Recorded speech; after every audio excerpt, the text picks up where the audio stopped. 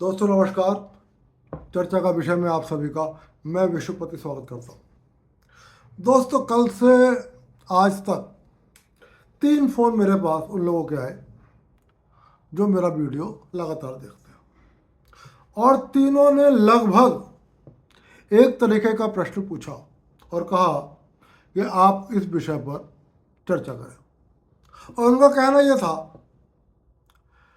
कि संपूर्ण middle east में माहौल ख़राब करने के लिए ईरान का जो धार्मिक शासन जिम्मेदार है, आखिरकार अमेरिका जो पहले दम भर रहा था उसने उस धार्मिक शासन को गिराने की पहल क्यों नहीं करी और ईरान के परमाणु संयंत्रों पर हमला करने के बाद तत्काल उसी शासन के साथ सीज फायर कर लिया जो शासन मिडिल ईस्ट की संपूर्ण अव्यवस्था के लिए जिम्मेदार है।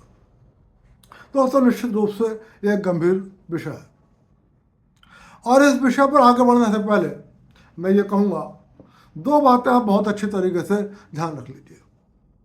पहली बात, आजकल व्यापार के लिए युद्ध किया जाता है और दूसरी बात, कई बार युद्ध इसलिए किया जाता है ताकि व्यापार को और बढ़ाया जा सके। दोनों एक दूसरे का पूरक हैं। युद्ध व्यापार के लिए और व्यापार युद्ध के लिए। खास तौर से अधिकांश देशों की विदेश नीति में यह तत्व पाया जाता है।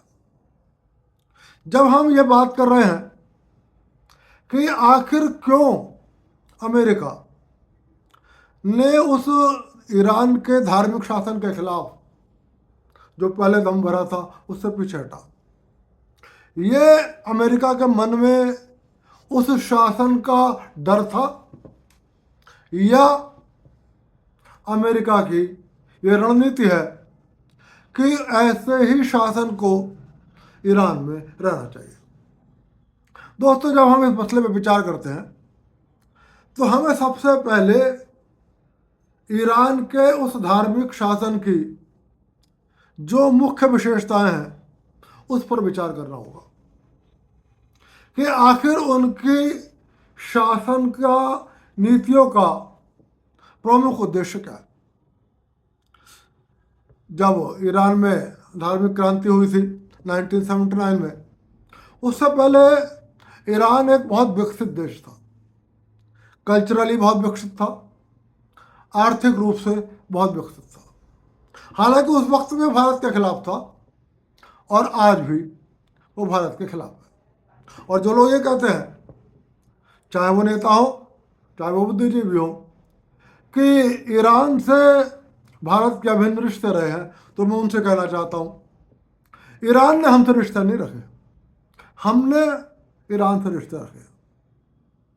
खैर, ईरान कि इसने जब से ये नई व्यवस्था आई, इसका रुख भी पिछली सरकार की तरह भारत के खिलाफ था, लेकिन पिछली सरकार से कई मायनों में भिन्न था। पहली बात, पिछली सरकार जो थी, जो राजशाही थी और जिसको अमेरिका का समर्थन था, वो सरकार जनता के हितों का भी ध्यान रख रही थी। जनता का आर्थिक विकास कैसे हो इस बात का भी ध्यान रख रही थी। वो सिर्फ ईरान के सैन्य विकास पर फोकस नहीं कर रही थी, वो ईरान के आर्थिक विकास पर भी फोकस करती थी। लेकिन जो ईरान की वर्तमान धार्मिक सत्ता है, इसका ईरान के आम नागरिक से कोई संबंध नहीं है। आम नागरिक भूखा मरता हो तो मरे, आम नागरिक कमा के खा रहा हो तो खाए, इसको इन बातों से कोई फर्क नहीं पड़ा। इसको फर्क पड़ता है कि जो कट्टर धार्मिक मान्यताएं हैं वो ईरान के अंदर लागू हो, चाहे उसकी वजह से जनता कष्ट में रहे, चाहे जनता भूखी मरे, तो वो ईरान के लिए लागू कर रहा है। लेकिन उससे देश और दुनिया का कोई मतलब नहीं है। अब 2 बातें और हैं। जब इस सरकार की हम विदेश नीति पर बात करते हैं, धार्मिक सत्ता की, ईरान की, तो ये यहूदियों को अपना सबसे बड़ा दुश्मन मानते हैं ऐतिहासिक कारणों से। और जो ईरान में धार्मिक सत्ता है, उसकी ऐसी मान्यता है कि यहूदी समुदाय के किसी भी व्यक्ति को इस पृथ्वी पर जीवित रहने का अधिकार नहीं है। अब इजराइल एक यहूदी देश है और अपने आप में बहुत शक्तिशाली देश भी है। यहूदी बहुत व्यापार में भी निपुण होते हैं, बौद्धिक रूप से भी यहूदी समुदाय बहुत मजबूत होता है। और सिर्फ यहूदी इजराइल में नहीं रहते, यहूदी बड़ी संख्या में अमेरिका में भी रहते, बड़ी संख्या में रूस में भी रहते, और काफ़ी ऐसे भी हैं जो रूस और अमेरिका में भी रहते हैं, लेकिन उन्होंने अपने स्थायी निवास इजराइल में भी बना रखे। शुक्र समझिए अमेरिका का या रूस का या कुछ और देशों का, जिसकी वजह से ईरान ने कोई ऐसा गैंग नहीं बना रखा है जिसको ये आदेश दे दे कि तुम इस पूरे पृथ्वी पे घूमते रहो और जहां भी तुम्हें कोई यहूदी दिखे उसके मौके पर ही हत्या कर दो।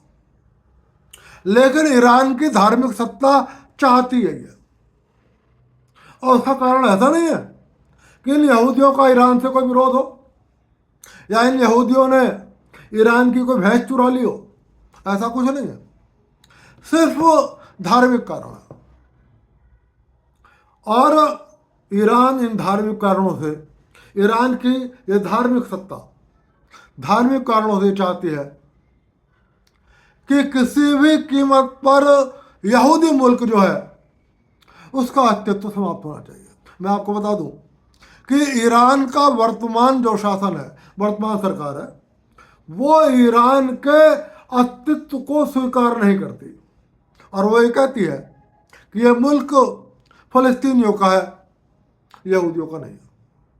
इसीलिए जब ऑपरेशन सिंदूर के दौरान ईरान के राष्ट्रपति, जो एक पॉलिटिकल लीडर है, मसूद पेजेश्कियान, उन्होंने कहा कि ईरान अपने यहाँ शांति से रहे और हम अपने यहाँ शांति से रहें, हमारी सीमाएं भी नहीं मिलती, फिर युद्ध किस बात का।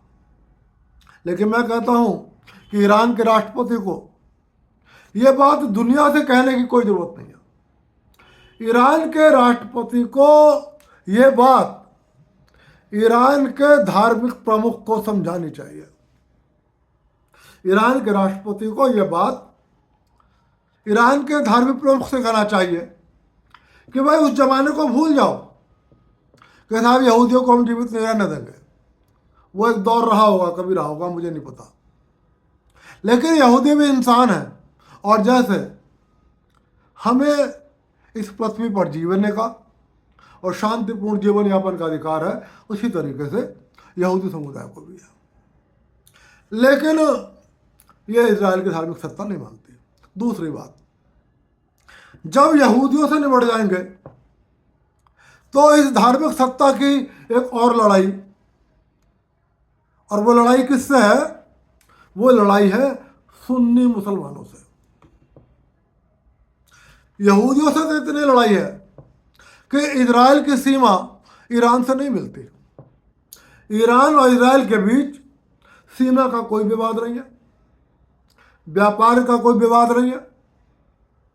इजराइल ईरान की मदद ही कर सकता है, उसको ईरान की मदद की जरूरत नहीं है।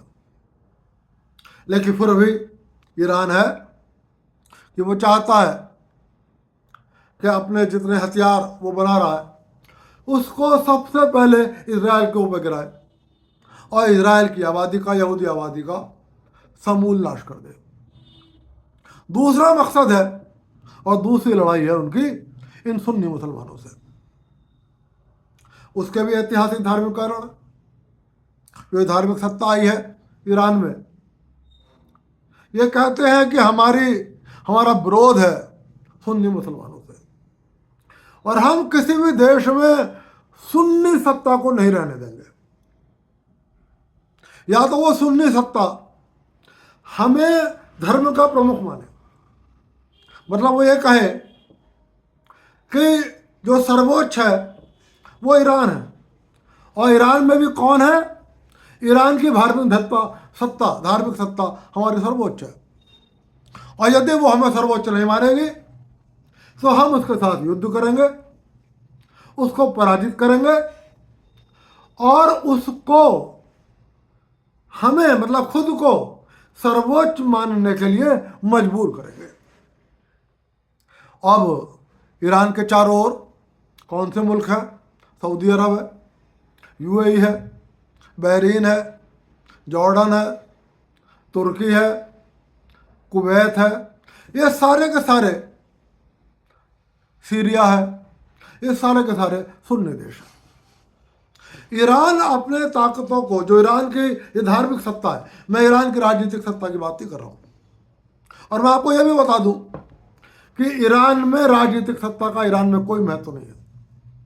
ईरान का राष्ट्रपति होगा वो सिर्फ एक कागज की रबड़ स्टैंप है। ईरान की सेना ईरान के राष्ट्रपति के प्रति वफादार नहीं है, और जो ईरान के सेना जो राष्ट्रपति के प्रति वफादार है उसके पास कोई हथियार नहीं है। एक अलग सेना है जो वास्तविक सेना है, जिसे हम बोलते हैं IRGC, इस्लामिक रिवॉल्यूशनरी गार्ड्स। ये ईरान के राष्ट्रपति के प्रति जिम्मेदार नहीं है, यह ईरान के धार्मिक सत्ता के प्रति जिम्मेदार है, और यही शक्तिशाली है। जितने भी मिसाइलें हैं, जितने परमाणु बम बनाने के प्रयास हो रहे थे, जितने ड्रोन हैं, जितना भी हथियार है ईरान के, वो सब IRGC के पास है। तो ये ईरान की धार्मिक सत्ता चाहती है कि जब हम यहूदियों का विनाश कर देंगे, जब हम इजराइल का विनाश कर देंगे, तो इन सुन्नी मुस्लिम राष्ट्रों का नंबर है। हम सऊदी को मारेंगे, हम यूएई को मारेंगे, हम बहरीन को मारेंगे, हम यूएई को मारेंगे, हम कुवैत को भी मारेंगे, हम तुर्की को भी मारेंगे, हम सबको मारेंगे। तुर्की के खिलाफ फिलहाल इसलिए नहीं बोल रहे क्योंकि तुर्की इनकी कोई मदद भी कर रहा है, और तुर्की के पास पर्याप्त हथियार भी है, तो तुर्की से कई बार भिड़ने से ईरान डरता भी है। अब इन जो सुन्नी देश है, यहाँ एक माइनस पॉइंट है, अधिकांश जगह राजशाही है, चाहे यूएई हो, चाहे सऊदी अरब हो, चाहे कुवैत हो, यहाँ राजशाही है। सिर्फ गिने चुने सुन्नी देशों में लोकतंत्र है। पाकिस्तान में लोकतंत्र है, तो पाकिस्तान का लोकतंत्र कैसा है आप जानते हैं कि यदि ईरान पाकिस्तान का सेना अध्यक्ष चाहे तो अभी 1 घंटे में शहबाज शरीफ को हटा दे, और वो चाहे तो 1 घंटे बाद इमरान खान को प्रधानमंत्री बना दे, चाहे तो वो अपने परिवार के किसी सदस्य को प्रधानमंत्री बना दे, कोई लोकतंत्र नहीं है। और लगभग तुर्की भी हालत यही है। तुर्की में जब से एर्दोगान आए हैं वहाँ निष्पक्ष चुनाव नहीं होते, और वहाँ पर भी लोकतंत्र मात्र कागजों के अंदर सीमित है। अब ये जितने भी सऊदी देश हैं, जितनी भी राजशाही हैं, ये अपने अपने देशों में सेना मजबूत नहीं करती। सेना मजबूत क्यों नहीं करती? क्योंकि राजशाही है। और आपने यदि इतिहास पढ़ा होगा, चाहे वो हिंदू राजशाहियाँ हो, चाहे वो इस्लामिक राजशाहियाँ हो, चाहे वो ईसाई राजशाही हो, चाहे वो बौद्ध राजशाही, किसी भी राजशाही हो, राजशाहियों के अंदर राजगद्दी के लिए षड्यंत्र होते रहते हैं। कभी बड़ा बेटा कर रहा है, कभी छोटा बेटा कर रहा है, कभी पहली पत्नी कर रही है, कभी दूसरी पत्नी कर रही है, कभी भाई की बहू कर रही है, कभी अपनी बहन कर रही है, कभी बहनों की कर रहा है। ये षड्यंत्र होते रहते हैं।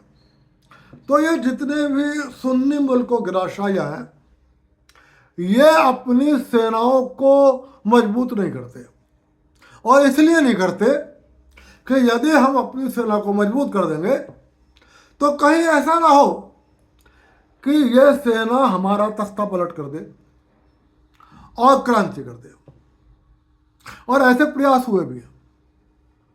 यदि आप देखें तो सीरिया में जो इससे पहले की दोनों सरकारें थी, हाफिज अल असद थे, वो सेना के ही एक कर्नल थे, और वो ईरान के तत्कालीन राजा, सीरिया के तत्कालीन राजा ने अपनी सेना को बहुत मजबूत बना लिया था। उसका परिणाम क्या हुआ कि उन्हीं के कर्नल हाफिज असद ने तख्ता पलट कर दिया और सत्ता पर कब्जा कर लिया, और बाद में उनका बेटा सीरिया का राष्ट्रपति रहा। सऊदी अरब में भी इस तरीके के प्रयास हो चुके हैं। तो ये सारे सुन्नी मुल्क एक तरफ तो डरते हैं इस बात से कि हम अपनी सेना को मजबूत नहीं करेंगे, कहीं तख्ता पलट ना हो जाए, और दूसरी तरफ डरते हैं ईरान की इस धार्मिक सत्ता से कि ये धार्मिक सत्ता जितनी मजबूत होगी उतना हमारे लिए खतरा है।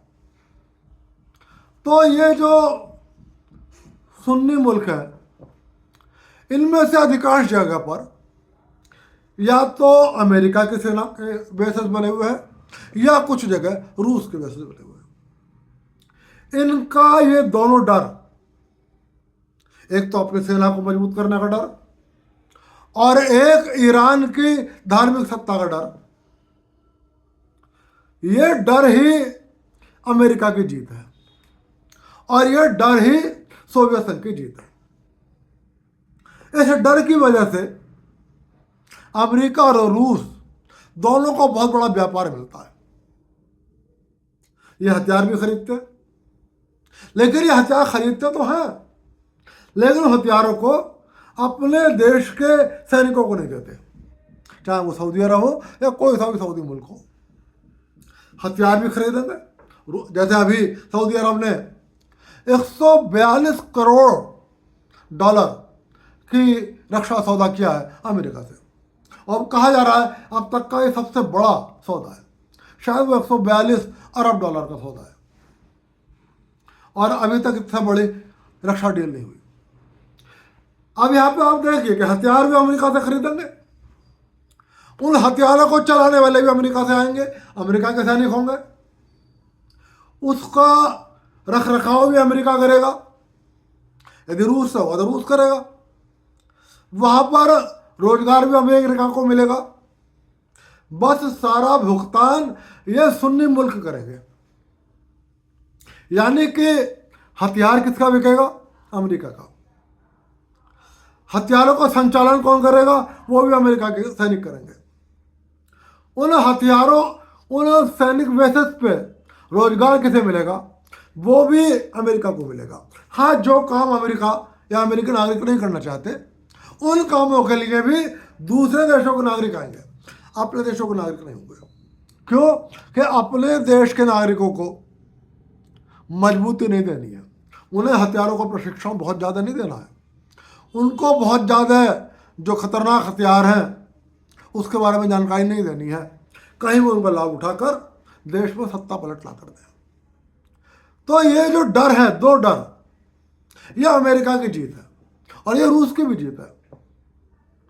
अब अमेरिका को अच्छी तरह से मालूम, अब आप आ जाइए अपने उस मूल प्रश्न पर कि अमेरिका ने क्यों ईरान की इस धार्मिक सत्ता को नहीं उखाड़ा, जो धार्मिक सत्ता मिडिल ईस्ट में तमाम युद्धों का कारण बन रही है। कम से कम मेरा सोचना यह है, हो सकता है कुछ और भी कारण हो, कि सुन्नी मुल्कों की ये डर अपने देश की जनता से और ईरान की जनता से अमेरिका को एक बहुत बड़ा व्यापार का अवसर उपलब्ध कराता है, उसकी पूरी हथियार इंडस्ट्री के लिए बहुत बड़े ग्राहक पैदा करता है, और उसको अपने सैनिकों को जो ट्रेनिंग देता है उसका भी सारा खर्चा अमेरिका ले लेता है। और जब अमेरिका को जरूरत होगी, कभी युद्ध होगी, तो वो उन सैनिकों को जो इन सुन्नी देशों के अंदर हैं, जिनकी तनख्वाह, रहना सहना सारा खर्चा ये सुन्नी मुल्क उठा रहे हैं, उनको अमेरिका अपने लिए बुला लेगा और अपनी रक्षा के लिए उनको यूज करेगा। तो अमेरिका ये चाहता है कि सुन्नी मुल्कों में ये डर बना रहेगा। यदि ये डर खत्म हो जाएगा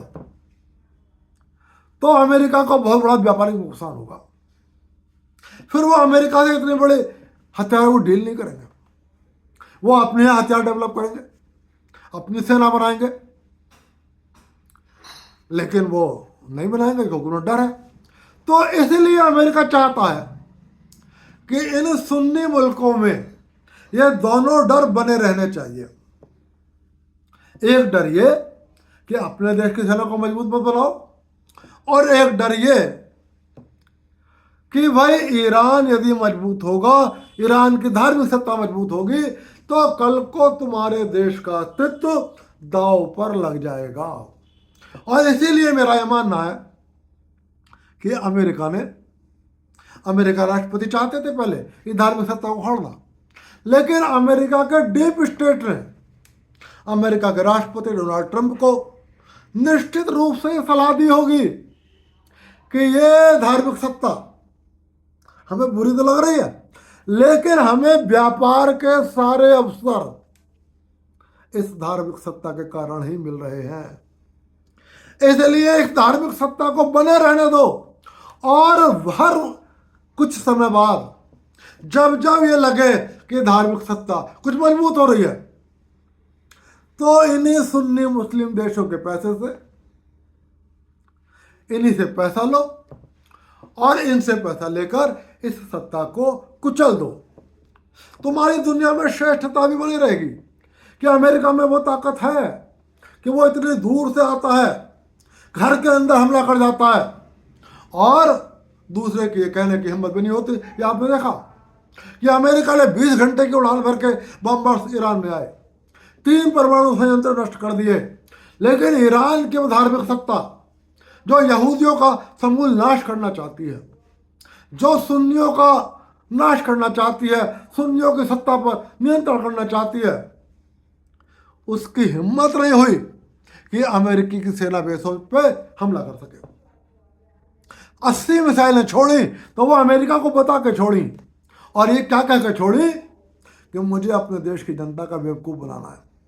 फेस से भी मेरी जनता पूछेगी कि अमेरिका ने हमला करा, आपने क्या करा, मुझे उससे कहना है कि भाई मैं कुछ मिसाइलें मैंने अमेरिकी बेस पे छोड़ दिया, इसलिए आप अपना सामान हटा लो। ये हाल था ईरान का, तो अमेरिका की श्रेष्ठता भी बनी रहेगी। तो दोस्तों, इसलिए सुन्नी मुल्कों की ये 2 मजबूरियों ने शायद अमेरिका को ये बात सोचने को मजबूर करा होगा कि ईरान की इस सत्ता को मत उखाड़ो। इस सत्ता की वजह से तुम्हारी सर्वोच्चता बनी हुई है, और इस सत्ता की वजह से तुम्हारी हथियार इंडस्ट्री चल रही है, और इस सत्ता की वजह से अमेरिका के बहुत सारे लोगों को रोजगार मिल रहा है, और आपकी सेना इन्हीं सुन्नी मुल्कों की वजह से खड़ी हुई है। और जहाँ तक इजराइल का सवाल है, इजराइल को अपने आत्मरक्षा के लिए हथियारों को डेवलपमेंट करना पड़ेगा। इजराइल चाहता है कि ईरान की धार्मिक सत्ता को उखाड़ फेंका जाए, क्योंकि इससे पहले जो ईरान का शासन था, जहाँ ईरान में राजशाही थी, उसका ये मानना नहीं था कि यहूदियों को इस पृथ्वी पर जीवित रहने का अधिकार नहीं है, और यहूदी जहाँ भी मिले उनकी हत्या कर दो। तो ना इजराइल में लड़ाई, इजराइल और ईरान में कोई लड़ाई नहीं थी। तो इजराइल तो चाहता है, लेकिन यहाँ पर अमेरिका ने इजराइल पर दबाव डाला कि भाई मेरे व्यापार का मामला है, तुम चिंता मत करो, ये ईरान जब भी मुंह उठाएगा फिर पहले तुम मारना, फिर मैं आ जाऊंगा मारने के लिए, और फिर ठोकेंगे और इसके घर में घुस के मारेंगे, और उसके बाद घर में आराम से आ जाएंगे। इसलिए तुम इस सत्ता को मत खोड़ो, जब सत्ता मुंह उठाएगी तब देखा जाएगा। तो उन्होंने इजराइल की सरकार को इस बात के लिए मना लिया। तो दोस्तों, फिलहाल आपको ये बताना चाहता हूं, कम से कम मेरा यही मानना है कि इस धार्मिक सत्ता के धार्मिक कारणों को मानने की वजह से, मुझे नहीं पता वो धार्मिक कारण वास्तव में है या नहीं है, लेकिन ईरान के धार्मिक सत्ता जो है वो यही मानती है। वो सुन्नियों से भी नफरत करती है, और वो यहूदियों से भी नफरत करती है। सगी भारत के हिंदुओं की भी नहीं है। यदि हिंदुओं से बात आएगी तब वो पहले पाकिस्तान का साथ देगी, क्योंकि आप तो बिल्कुल ही काफिर हो। तो इसलिए मैं आज की चर्चा को सिर्फ यहीं तक सीमित रखना चाहता हूँ, और आपसे फिर ये कहना चाहता हूँ कि कम से कम मेरे विचार से इजराइल और ईरान की धार्मिक सत्ता द्वारा सुन्नियों का हमेशा हित सोचना, सुन्नी राष्ट्रों पर आक्रमण करने के षड्यंत्र बनाना, सुन्नियों को ईरान की धार्मिक सत्ता को सर्वोच्च मानने के मजबूर करना, सुन्नी देशों में राजशाही होना, सुन्नी देशों के राजशाही द्वारा अपने देश में एक मजबूत सेना खड़ी करने के डर की वजह से अमेरिका चाहता है ये डर बना रहे, और ये डर तब बना रहेगा जब ईरान में ये धार्मिक खामनेई शासन बना रहेगा। संभवतः इसीलिए डोनाल्ड ट्रंप ने अंतिम समय में यह फैसला करा कि हम ईरान के परमाणु संयंत्र तो गिराएंगे, लेकिन ईरान की धार्मिक सत्ता को नहीं उखाड़ेंगे। और ईरान की धार्मिक सत्ता ने भी पर्दे के पीछे अमेरिका से समझौता करा, आप मेरे परमाणु संयंत्र को तो उड़ा के चले जाओ, मैं आपसे कुछ नहीं कह रहा, मैं आपके विमानों पे हमला नहीं कर रहा, और मैं आपके एयरबेसेस पे इस्तेमाल नहीं कर रहा। मैं फिर कह रहा हूं, ईरान की धार्मिक सत्ता अमेरिका से डर गई, अमेरिका के आगे झुक गई। वो भले ही अपने देश की जनता से कुछ भी कहे कि उसने अमेरिका को डरा दिया, लेकिन सच ये है, ईरान की राजनीतिक सरकार और ईरान की धार्मिक सरकार अमेरिका से डर गई, अमेरिका के आगे झुक गई, और उसने अमेरिका से पर्दे के पीछे ये समझौता करा कि तुम मेरे मुल्क में बम फेंक के चले जाओ, तुम मेरे मुल्क में परमाणु संयंत्र खत्म कर दो, लेकिन मेरी कुर्सी को सही सलामत छोड़ दो। और वो काम ट्रंप ने कर दिया। दोस्तों, आज की बात यही खत्म कर रहा हूँ, और फिर मिलूंगा, फिर किसी विषय पर चर्चा करूंगा, और आपसे चलते चलते रोजाना की तरह फिर निवेदन कर रहा हूँ, वीडियो पसंद आए लाइक कर देना, चैनल को सब्सक्राइब कर देना। आप सभी को विश्वपति का नमस्कार।